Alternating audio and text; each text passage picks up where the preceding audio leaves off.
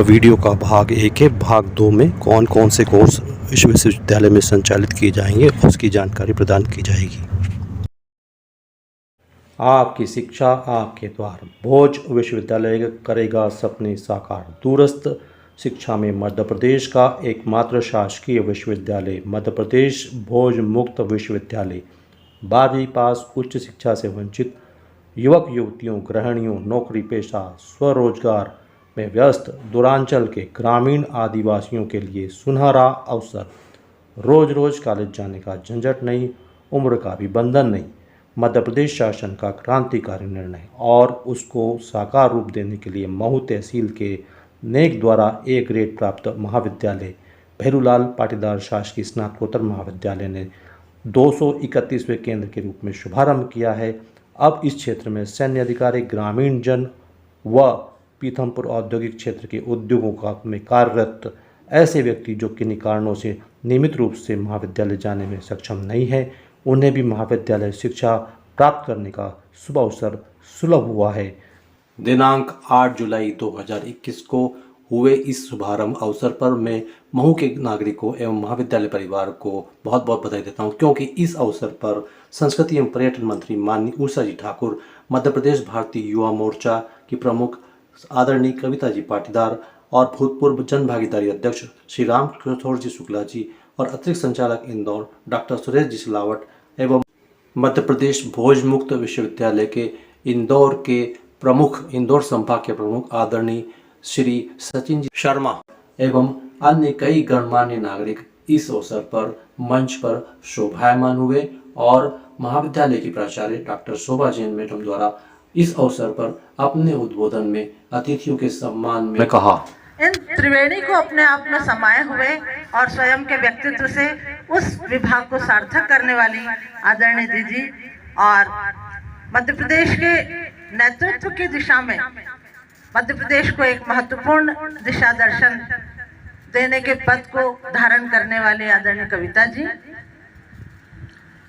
हमारे महाविद्यालय के इंदौर संभाग के प्रमुख आदरणीय जो हमेशा हमें मार्गदर्शन देते रहते, हर समय हमारे सहयोग के लिए, हमारी सहायता के लिए जो सदैव तत्पर रहते हैं, हमारे अपने ही परिवार के आदरणीय सिलावट सर। पर हमारा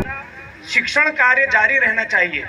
तो ऐसे लोगों के लिए भी भोज मुक्त विश्वविद्यालय में व्यवस्था है कि जो शासकीय जॉब में है वो ओपन यूनिवर्सिटी से ही कोर्स कर सकते हैं। तो यहाँ पर आप जो हाईली प्रोफेशनल कोर्स हैं, MBA, MCA वगैरह इस प्रकार के कोर्सेस है वो आप लोग कर सकते हैं। और एक दूसरी बात जो मैं प्राचार्य मैडम को और संजय सर को एक सुझाव के रूप में यहाँ देना चाहूँगा कि आपके पास दो बहुत बड़ी विशेषताएं हैं इस क्षेत्र की, जो शायद पूरे मध्य प्रदेश में कहीं ना मिले। चूँकि ये सेना का मुख्यालय है और मैंने देखा कि हमारे इंदौर केंद्र में भी सेना के कई अधिकारी MBA और दूसरे कोर्सेज करने के लिए आते हैं, तो आप एक अधिकृत MOU सेना के साथ कर सकते हैं ताकि उनको पास के पास ऐसी सुविधाएं मिल जाए और वहाँ पर हम लोग उनको MBA और दूसरे कोर्सेज करा पाएं। एक दूसरा प्रमुख कार्य जो आप लोग कर सकते हो कि मध्य प्रदेश ही नहीं, देश के नक्शे में औद्योगिक केंद्र के रूप में पीथमपुर का नाम है। तो बहुत सारे लोग पीथमपुर में जो जॉब कर रहे हैं,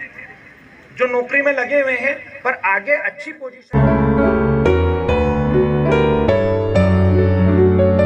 बड़ी बहन है राजनीति में भी और पारिवारिक रूप से भी। तो आज इस ज्ञान गुरु वंदनीय धरा, ज्ञान गुरु इसलिए वंदनीय इसलिए कि मेरे पिता के नाम से ये कॉलेज है, ज्ञान का ये मंदिर है और मेरे गुरुओं का यहाँ केंद्र है, जिनके मार्गदर्शन में मैंने भी शिक्षा प्राप्त करने का मुझे अवसर मिला। ऐसी इस वंदनीय धरा को मैं प्रणाम करती हूँ। आज इस कॉलेज में हम सब के बीच में उपस्थित सिर्फ राजनीति नहीं, संस्कारों को मानवता में परिपूर्ण करने वाली, कैसे वैदिक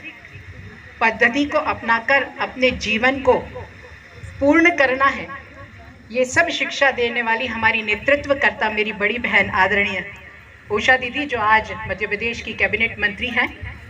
पूरे मध्य प्रदेश में उनके इस अनुभव का लाभ सारे मध्य प्रदेश वासियों को मिलेगा। मंच पर